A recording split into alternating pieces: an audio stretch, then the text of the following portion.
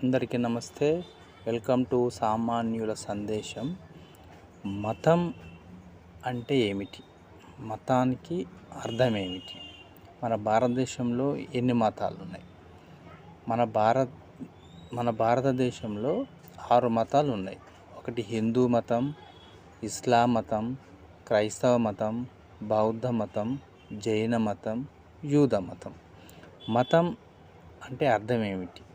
మతం అంటే మానవత్వం, మతం అంటే మంచి మార్గం, మతం అంటే మౌనం, మతం అంటే విశ్వాసం, మతం అంటే మార్పు, మతం అంటే నైతిక విలువలు, మతం అంటే జ్ఞానం.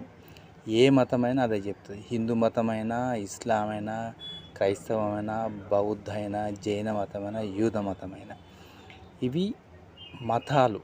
ఏ మతంలో ఉన్నా ఈ నేర్చుకోవాలి, ఇవి నేర్పుతారు.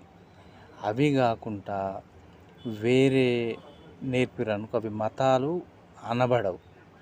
అట్లా మరి ఇన్ని మతాలలో ఏ మతం గొప్పది అని అంటే, మతాలలో అన్ని మతాలు గొప్పవే. ఒక మతాన్ని తీసేసేది కావు. ఎందుకంటే మతాలు ఇవన్నీ నేర్పుతాయి కాబట్టి.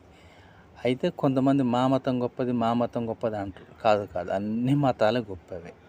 కాబట్టి మతాలని గౌరవించాలి. ఏ మతాన్నైనా గౌరవించాలి. ఒక మతాన్ని కించపరచవద్దు.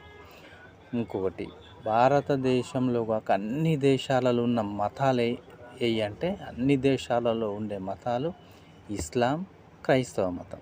ఈ 2 మతాలు భూఖండంలో అన్ని దేశాలలో ఉంటాయి అన్నట్టు. ఇంకో విషయం ఏంటంటే, ఏ మత పెద్దలైనా ఎవరైనా ఈ మంచి మార్గం ఖచ్చితంగా నేర్పుతారు. అయితే ఇది